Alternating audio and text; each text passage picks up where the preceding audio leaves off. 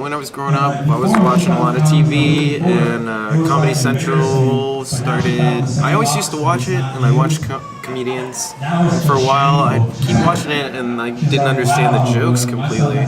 But I kept watching it, and eventually, as I grew up and stuff, it made more sense, and I just watch specials all the time. So it's something I always wanted to do, and I thought about it for a long time. When I got Spotify, I just listened to every comedy album they had on there until I ran out, and I'm waiting for them to post new ones.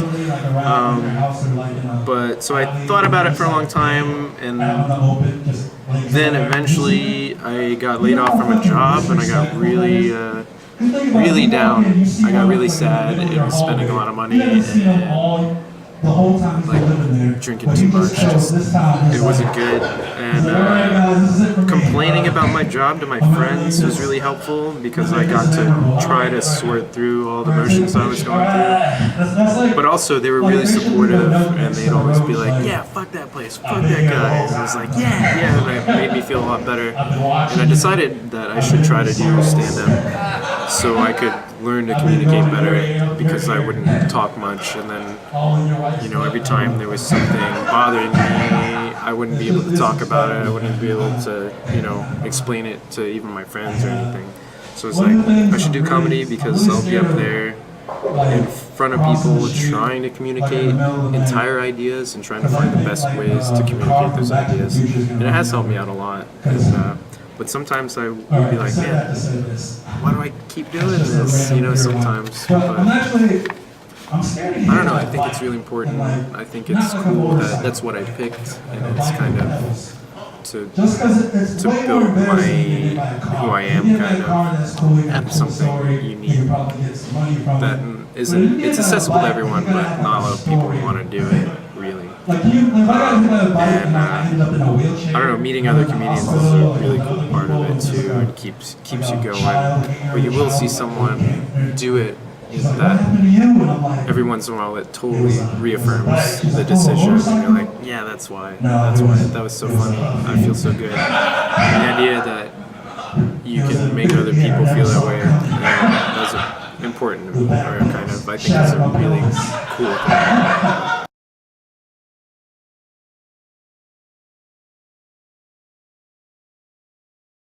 It wasn't too high stakes. I didn't feel too nervous about it because I didn't really understand it. Everyone around me, all the other amateur comedians who had been doing it for a while, they were taking it very seriously, and I couldn't understand that at first. But understanding that everyone's particular about their material and the crowds they faced, and the good shows they did and the bad shows.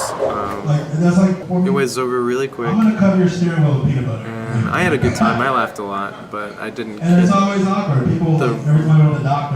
wasn't the right reaction out of the audience. I think the audience was mostly comedians who were just surprised I was doing something a little different, because I had no idea what I was doing, kind of. And I was just making myself be there, and then once I got acclimated to just being up on stage, my material would get better, or I'd learn to communicate ideas better, or also become more comfortable talking about myself, whether it be true or made up. The idea of presenting yourself to people, getting more comfortable with that, that led to more unique material, because it came from a real place. Learning how to do that, learning how to open up. It took a while.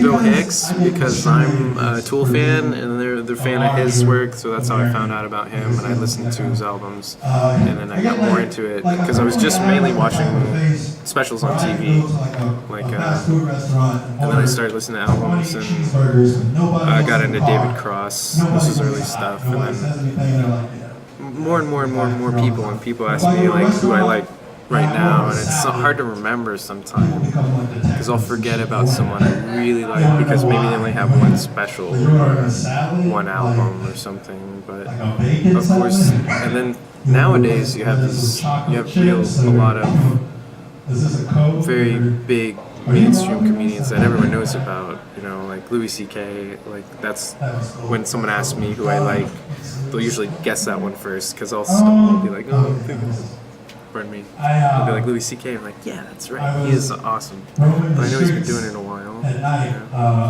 He's been through a lot. Recently, because I can only think what happened recently, the Jim Norton special was really good. The one on Netflix recently. And I get really excited.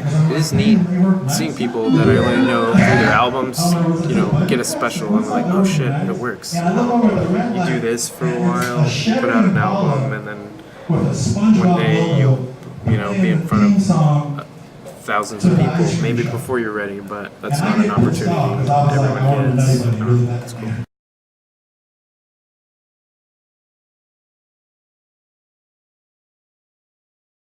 Oh, cool. Mr. Show. Love Mr. Show. Pineapple Express, I keep watching again just because it's funny, but it's an action movie, kind of. I like merging those two together. It's hard to... I'm bad on the spot. It doesn't make comedy easy either.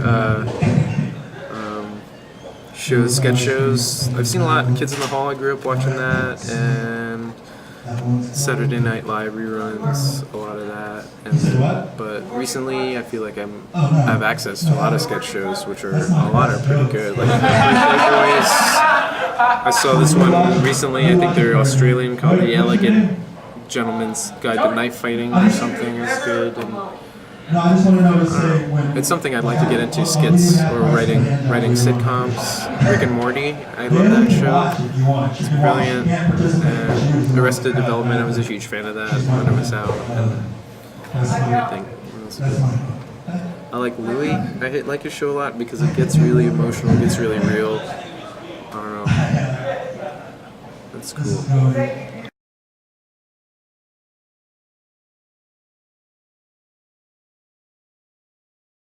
Doug Benson, maybe another, someone who smokes, probably. That seems like a chill kind of thing. I'm not a fan of scary movies.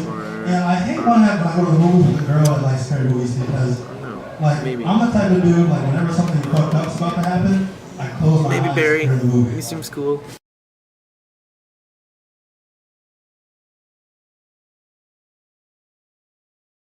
I like Paul F. Tompkins a lot. Like at midnight, and like a werewolf jumps out. I'll always watch a David Cross special. It's like, bitch, you do something. I'm cool. I'm good. Stop talking to me. But the main reason I hate scary movies is I don't know. I'm just thinking Ron Funches is great. When I meet a girl that likes scary movies, I know that relationship I like probably won't work out. the guy who does the voice of Tina Belcher on Bob's Burgers, Dan Mintz.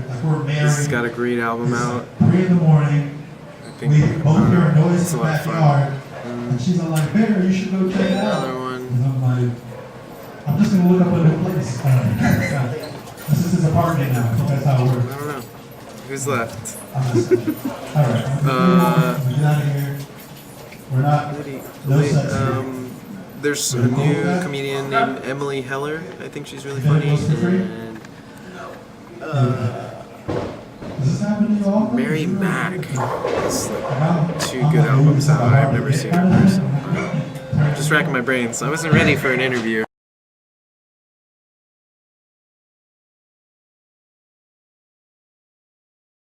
I don't know, I keep going through periods where I'm like, do I want to keep doing this? Because it does take a lot, but that's any art. You think like, there's so many people who try to do it, and a small fraction of them have the ability to rise above. But the scene is changing a lot. I feel like it's something that's more accessible to people, not only to perform, but to be seen. The audience is bigger every day. But the difficult thing is with so many people, figuring out how to offer something unique or new or something, and that's always a struggle. I think it's really valuable, the ability for someone public speaking to positively charge a situation or address a problem globally or locally. You can do a lot as a comedian. You just have to trick people into listening by making them laugh. But there's a lot you can accomplish, and a lot of my favorite comedians also are well educated and use their power, use their words and their ability to talk to people for good,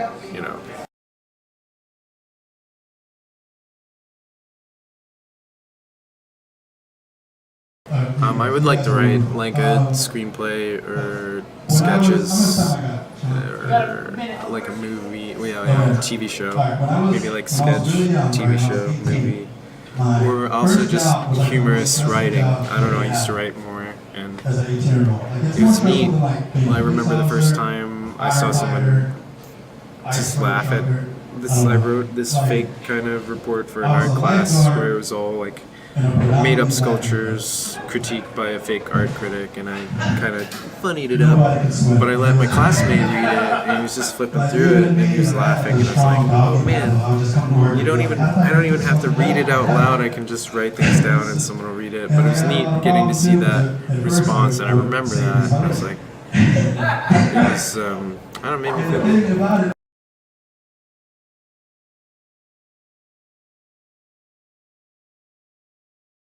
I'm on there. I got an Instagram and a Facebook page, but I'm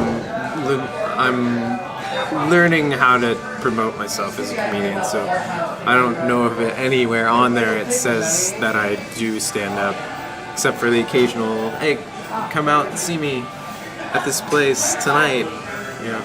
But I'm on there. Adam Brown. Good luck finding me.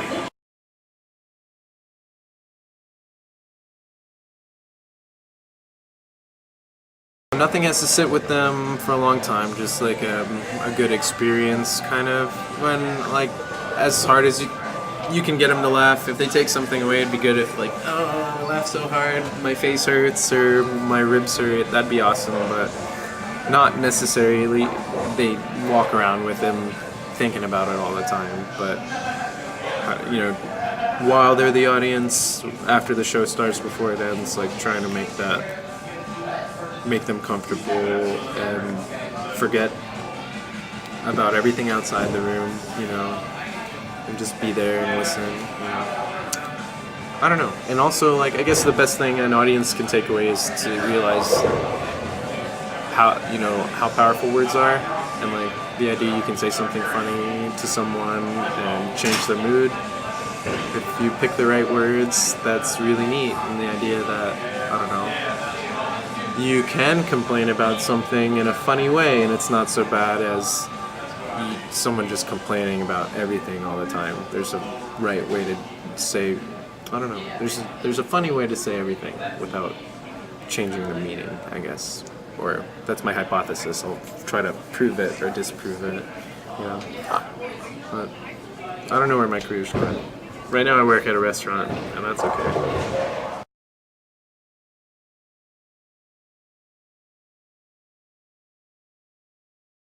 Hi, I'm Adam Brown. Check out my interview on acutepie.com.